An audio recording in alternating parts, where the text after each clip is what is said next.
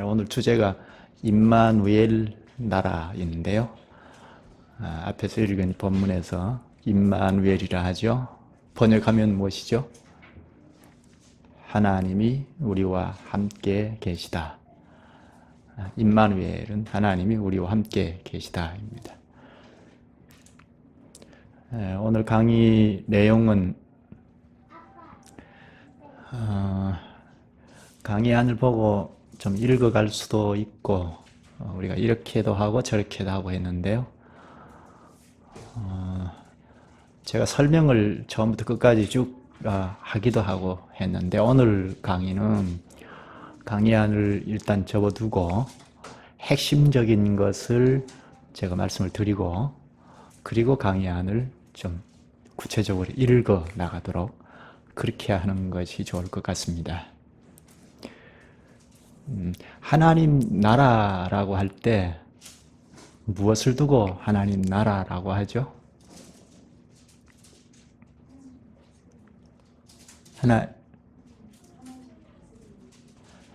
그렇죠. 하나님께서 통치하시는 것을 두고 하나님 나라라고 합니다. 보통 우리나라 사람들은 동양적인 사고 방식이 있기 때문에 하나님 나라 하면 전부 내세지향적인 저쪽 넘어 세계만 생각하기가 쉬운데요. 그래서 성경에 예수님께서 하나님 나라, 천국 할 때 이 땅을 두고 하신 말씀도 전부 죽으면 가는 천국을 많이 생각을 하는데요.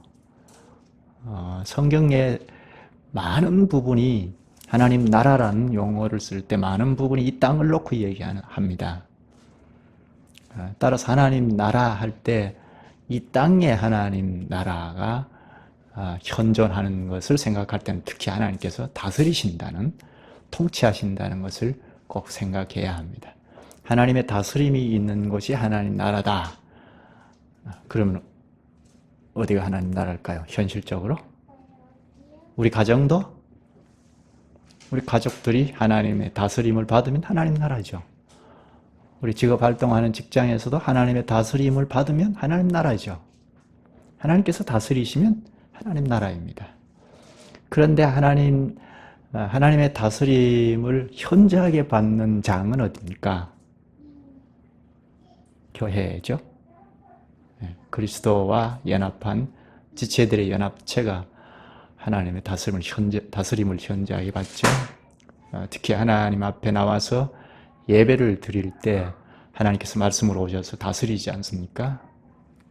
하나님은 언제든지 말씀으로 존재하시니까, 말씀으로 다스리시니까 하나님 나라의 현저한 구현체는 교회다 하는 것을 생각해야 하죠.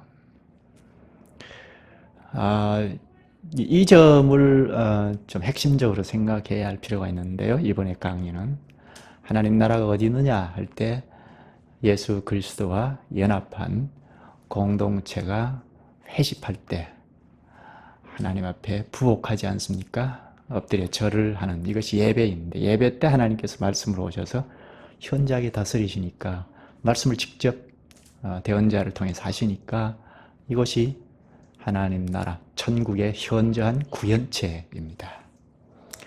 그런데 하나님께서 다스리시는 이 일은 현재 우리 시대에만 있었던 것이 아니고 에덴에서부터 시작이 되죠.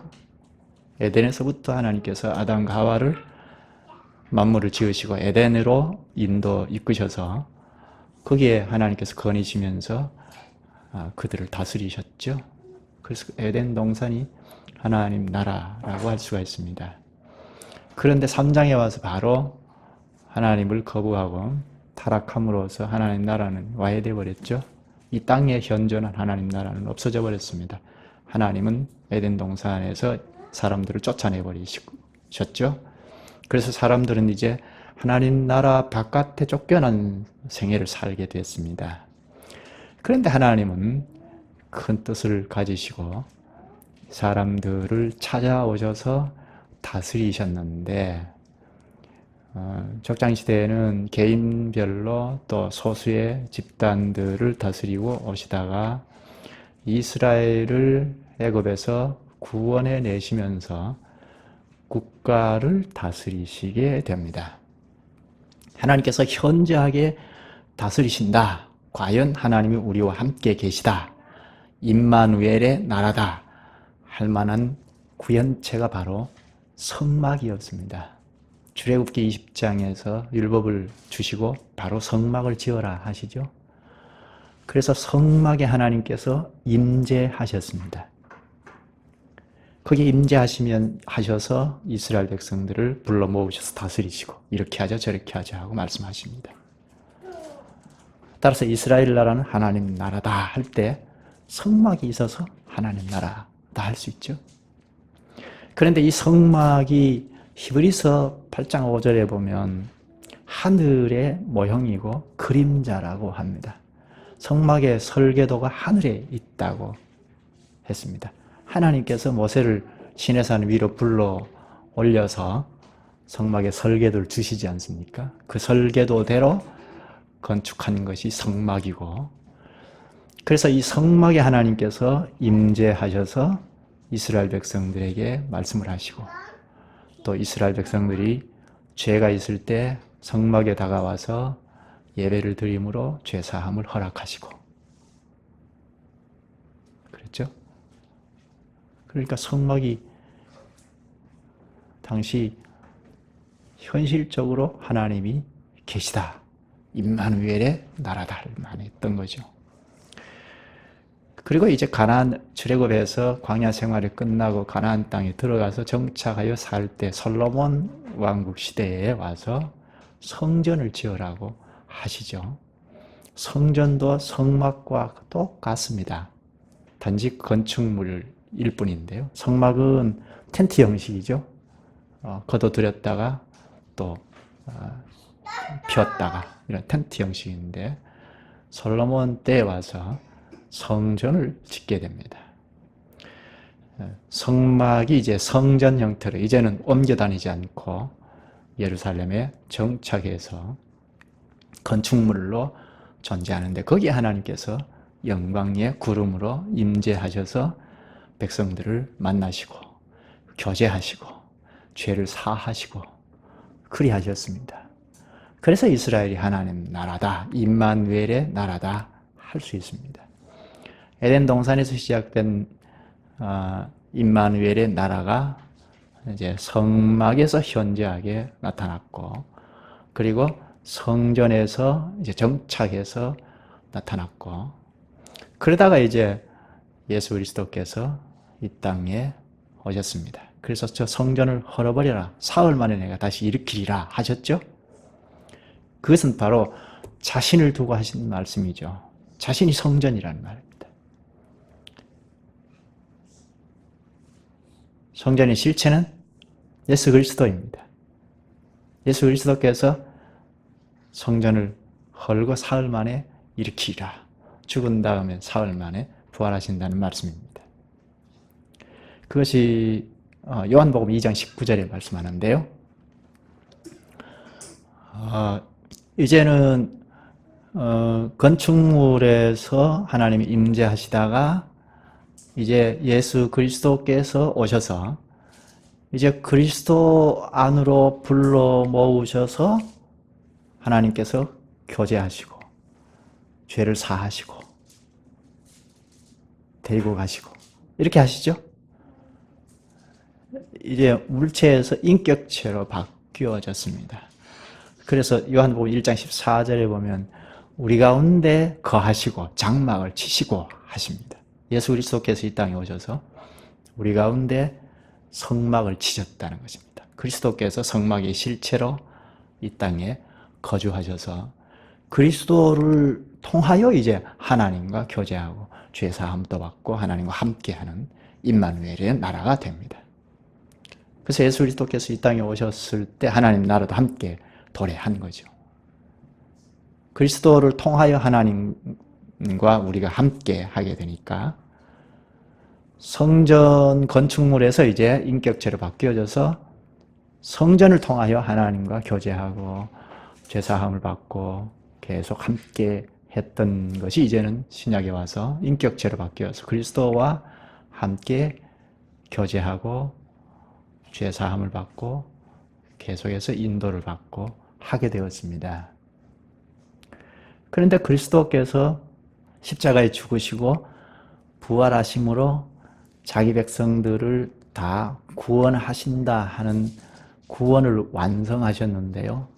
그래서 그때 그 시기 때가 되어서 우리들을 불러 그리스도에게 연합시키십니다.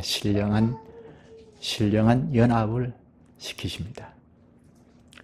성전이신 그리스도에게 신령하게 연합이 되니까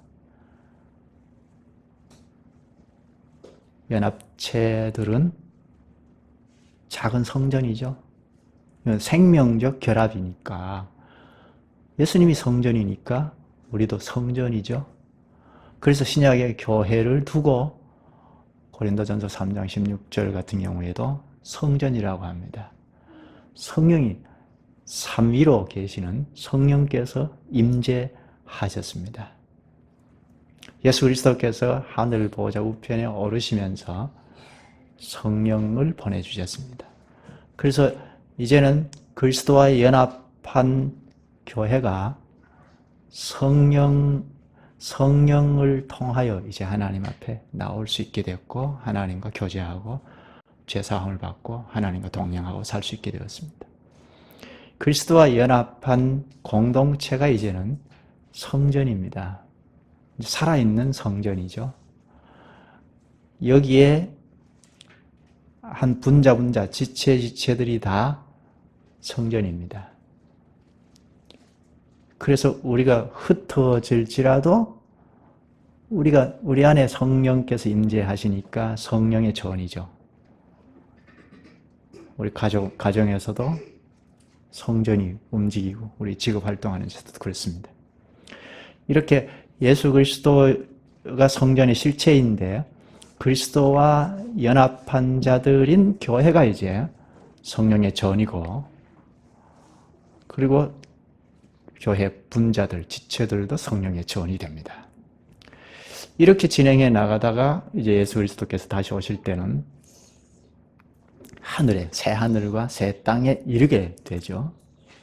그때는 완전한 성전에 우리가 다 함께 참여하게 됩니다.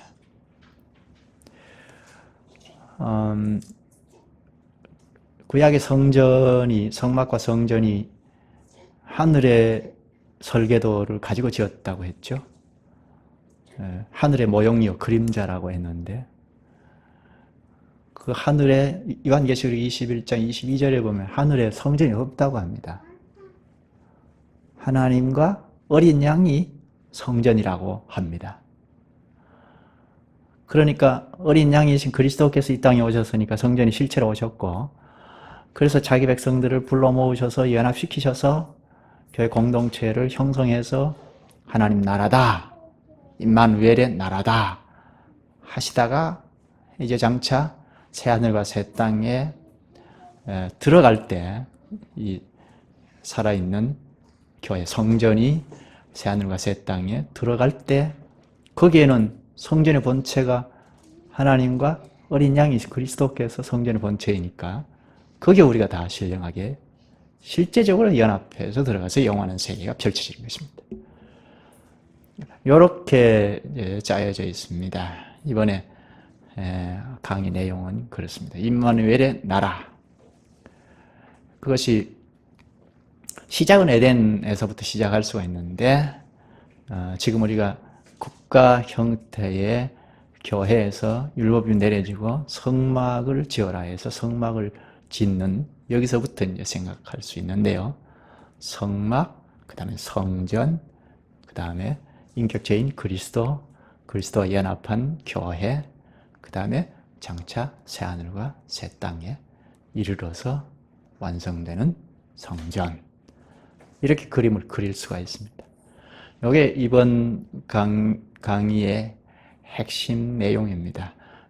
이것을 그림으로 그려놓고 인지하고 강의안을 좀 읽어보면 좋겠습니다. 구체적으로 되어 있는 것을 좀 더 자세하게 읽어보면 지금 설명한 이 내용이 더 선명해질 것입니다. 좀 읽어보시죠. 제11강 임마누엘의 나라. 신구약 성경 전체를 통하여 볼 때 하나님의 관심은 이 세상과 영원한 세상에서 자신이 친히 영광을 누리는 거룩한 나라를 펼치는 것입니다. 우리는 동양적인 사고의 영향으로 하나님 나라란 피안적이고 내세적인 것으로만 생각해 왔습니다. 따라서 성경에 나타나는 천국이나 하나님 나라라는 용어는 전부 내세적인 장소로만 풀어왔던 것이 사실입니다.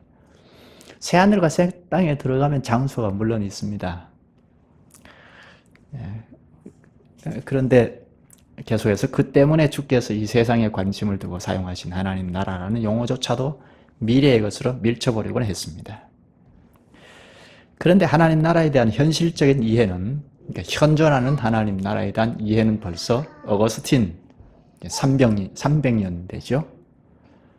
어거스틴도 눈을 뜨고 있었습니다.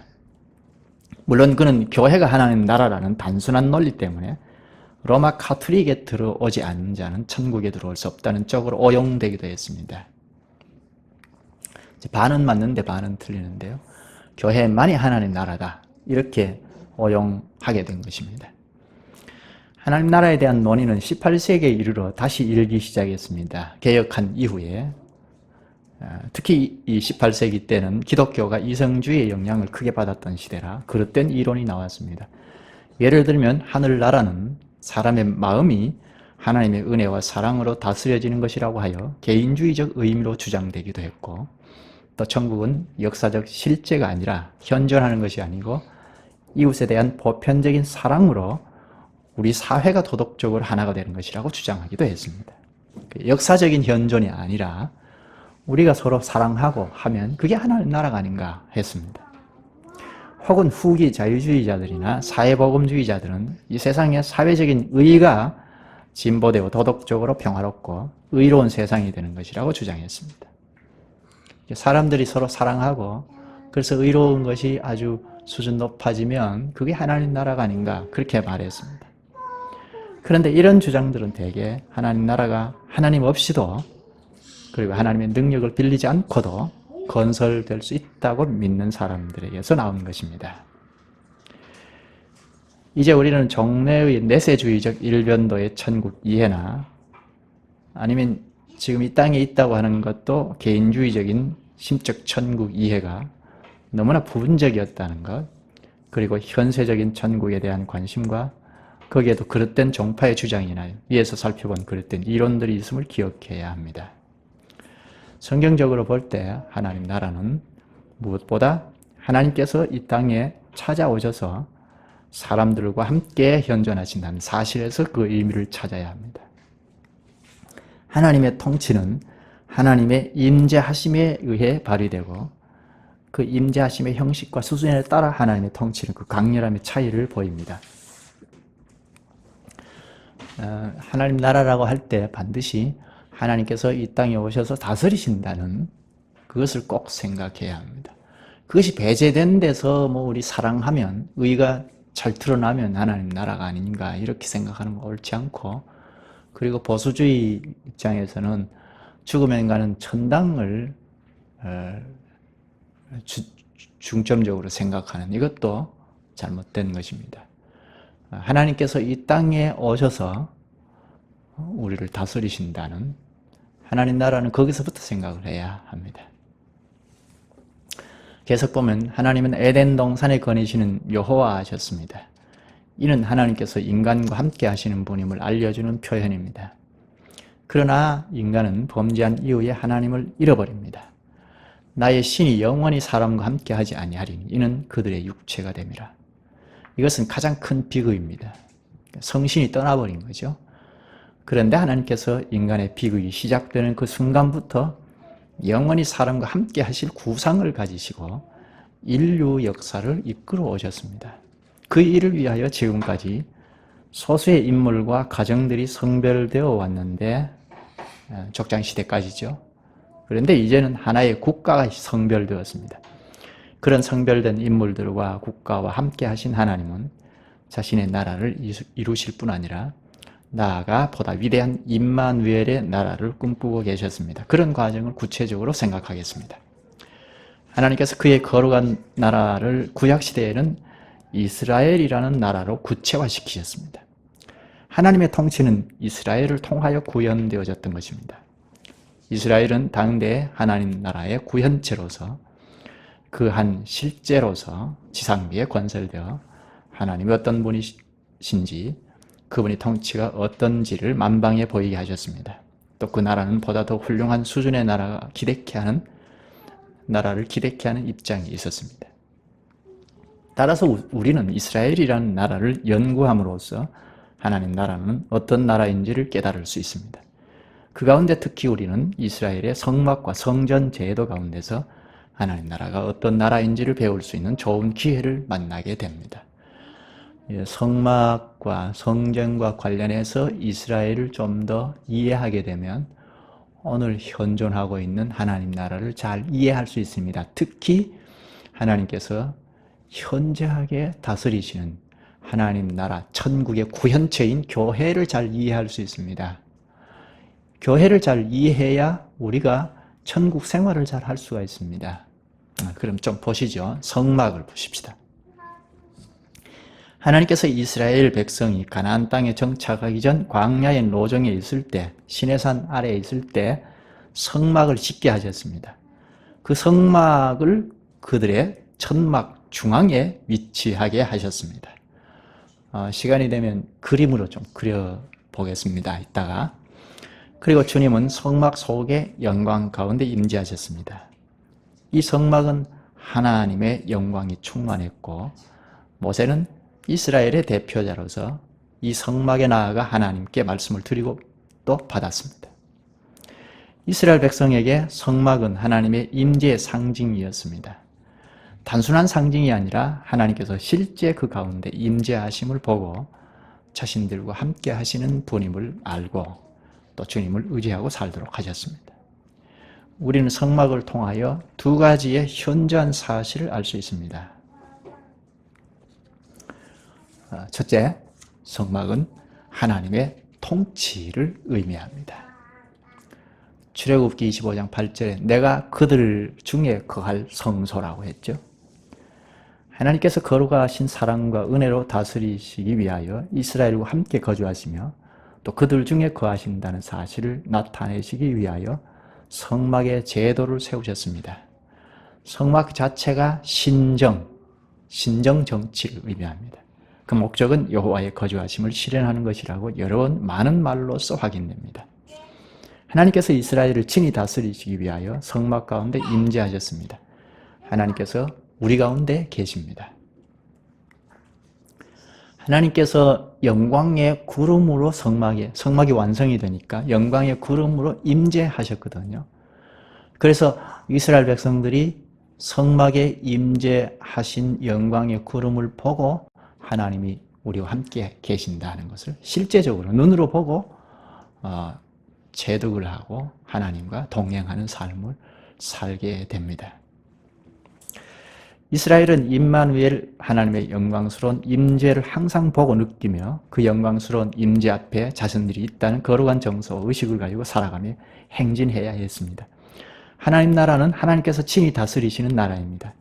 그 통치의 발휘와 시행에는 거룩함이 있으며 사랑과 공의가 있습니다.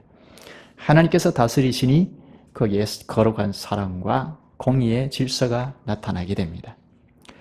그 나라는 사람들의 도덕적 능력과 노력으로서가 아니라 하나님의 능력과 노력으로 건설되는 나라입니다. 일찍이 모세는 기도하기를 주여 주는 대대에 우리의 거처가 되셨나이다. 산이 생기기 전 땅과 세계도 주께서 조성하기 전 곧 영원까지 주는 하나님이시니이다 했습니다. 우리는 천주의 대주제께서 다스리시니 거기에 거룩하신 하나님 나라가 임하나이다 하고 고백해야 할 것입니다. 하나님께서 통치하시고 또 이스라엘 백성들은 그 다스림 하에 실제적으로 나아가서 예배하고 죄사함을 받고 살아갔거든요. 그런 점에서 성막은 친밀한 교제를 의미합니다. 친밀하게 연합하여 교제하는 것을 뜻합니다. 하나님께서 성막이라는 형태를 취하신 것은 자신이 이스라엘 백성들 가까이에 계시며 그들을 만나 주시고 그들과 교제하여 주시고 인도하여 주시며 사유 치료하여 주시는 은혜로운 사실을 보여주는 당시의 방법이었습니다. 사실 그들에게 함께 거한다는 표현은 지극한 사랑과 깊은 교제를 의미하는 말입니다. 거주한다는 말은 친밀한 교제를 뜻합니다. 하나님께서 백성들 가운데 천막을 치시고 거주지를 확정하셨다는 것은 하나님 자신을 인간들과 동일시하여 사유하시고 교제하시고 만나주시는 은혜로운 임재를 뜻합니다. 두 가지를 좀 생각할 수가 있죠. 하나님의 다스림을 뜻하고 성막은 하나님의 통치를 뜻하고 또 하나님의 교제, 하나님과 신령한 연합을 뜻합니다.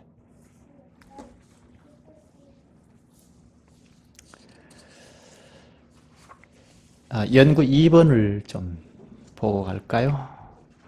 성막을 지으라 하신 의도는 무엇이었겠습니까? 성막을 지어라 하셨는데요. 앞에서 생각한 것처럼 하나님께서 이들을 다스리시기 위하여 그리고 신령한 교제를 위하여 지으라고 하셨는데 의도하신 것은 하나님께서 이스라엘의 왕이시다 하는 것을 선포하시기 위하여 성막을 지으라고 하셨습니다. 그 다음 문단을 좀 볼까요? 앞에서 살펴본 것처럼 성막이 갖는 기능이나 의미 속에는 하나님은 친히 이스라엘을 다스리고 계심을 볼 수 있습니다. 즉 이스라엘 가운데 계시면서 그곳에서 하나님의 뜻을 제사장들에게 알려주시고 백성과 교제하시며 이스라엘을 친히 다스리심을 볼 때 하나님은 이스라엘의 왕으로서 성막 안에 거하심을 알 수 있습니다. 따라서 성막을 짓도록 하신 것은 하나님이 이스라엘의 왕이심을 선포하시기 위함이었던 것입니다. 그 밑에 성경 구절을 보면 낮에는 여호와의 구름이 성막 위에 있고 밤에는 불이 그 구름 가운데 있음을 이스라엘 온 족속이 그 모든 행하는 길에서 친히 보았더라. 하나님께서 왕으로 다스리시면서 낮에 구름 기둥이 쭉 떠서 앞으로 진행해 나가면 성막도 다 거두어서 그 구름 기둥을 따라가야 했죠. 개인들 텐트도 다 거두어서 쫓아가야 했습니다. 밤에 불기둥을 쫓아가야 했고 구름 기둥을 쫓아가야 했습니다. 근데 그 구름 기둥이 멈추면 거기에 다시 성막을 치고 텐트를 치고 했죠. 이렇게 해서 우리의 왕은 하나님이시다 하는 것을 실제적으로 경험하게 하셨습니다.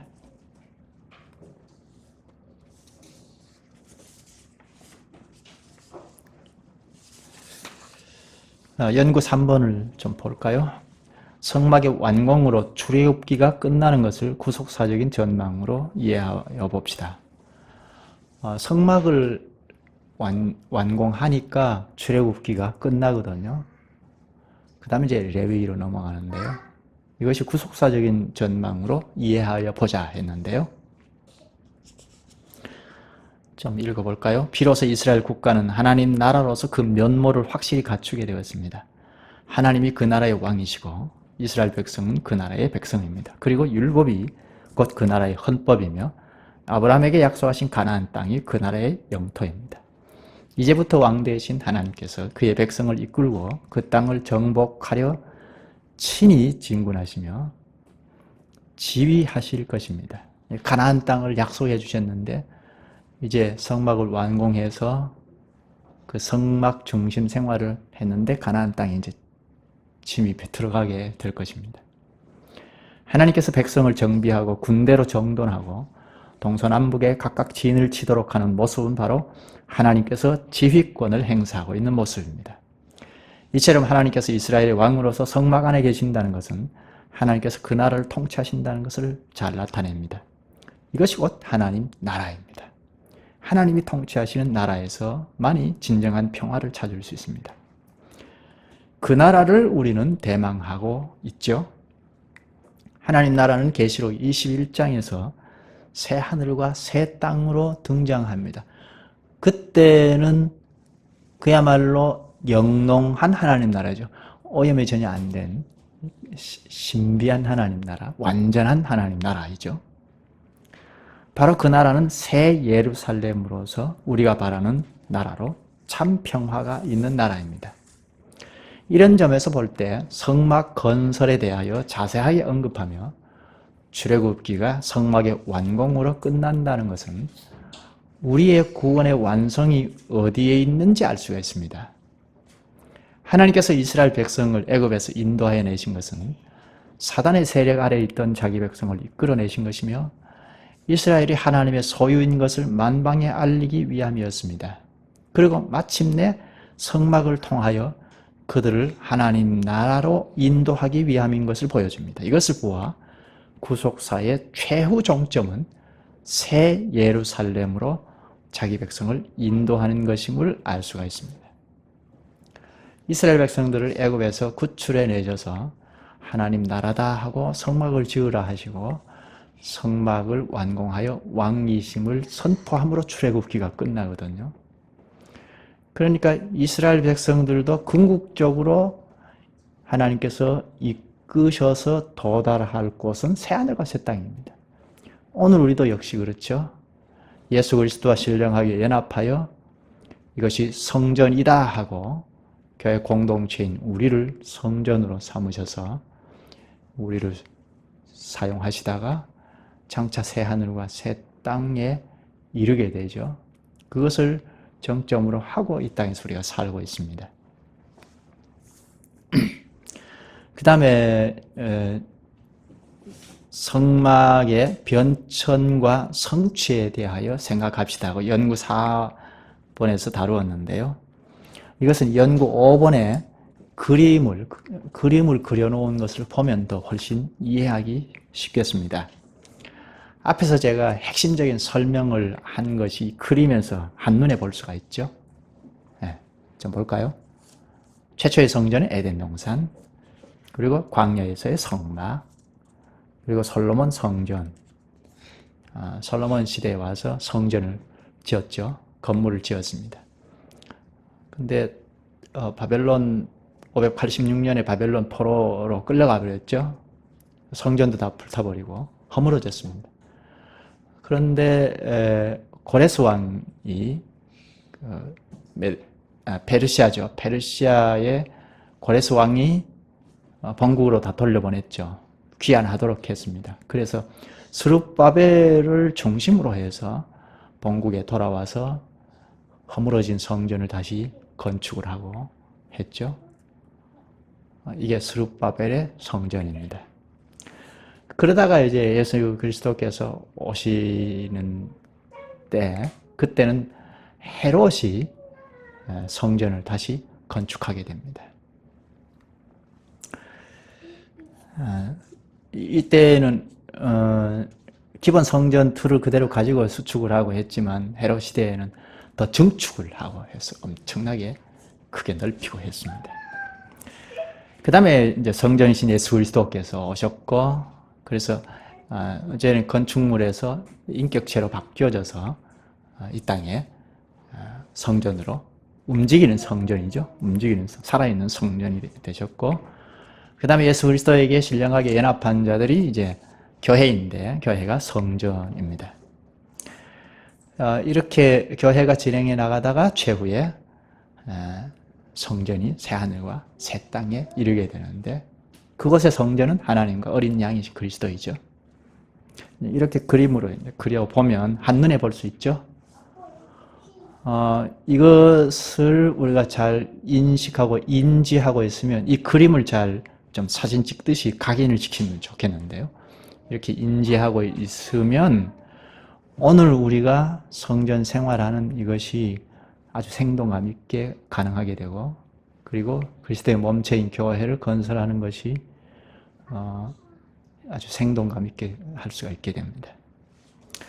그 다음에 이제 그림을 또 다른 방식으로 그렸죠. 이것도 좀 쉽게 좀 각인할 수가 있습니다. 쉽게 인지하면 좋겠습니다. 에덴에서 시작이 되어서 성취 꼭지점, 삼각형 꼭지점은 예수 그리스도께서 십자가에서 성취하신 것을 말합니다. 그리고 쭉 진행해 나가다가 새하늘과 새 땅에 이르게 됩니다. 이 그래프를 좀 잘 인식하면 좋겠습니다. 성막에 대해서 앞에서 생각을 했는데 이제는 솔로몬 왕국 시대에 와서 성전을 짓게 됩니다. 설계도는 성막이나 똑같은데요. 다윗이 성전을 지으려고 하다가 전쟁을 많이 하고 피를 흘린 바람에 하나님께서 허락지 않으시고 솔로몬 때 와서 허락하셨죠. 다윗이 그 설계도를 다 가지고 있다가 솔로몬에게 건네주어서 솔로몬이 그 설계도대로 성전을 짓게 됩니다. 열왕기상 배울 때 우리가 잘 배웠죠. 여기까지 하고 여러분들이 좀 강의안 가져가셔서 자세하게 좀 읽어보시고 성전에 대해서도 좀 읽어보시고 성전에는 특히 우리가 좀 염두에 둬야 할 것이 성막과 같은 건데요. 우리가 예수 그리스도의 은혜로 예수 그리스도의 빛공로로 죄사함을 받고 하나님의 백성으로 살아가지 않습니까? 근데 구약 백성들은 짐승을 잡아서 제사를 드림으로 죄사함을 받았지 않습니까?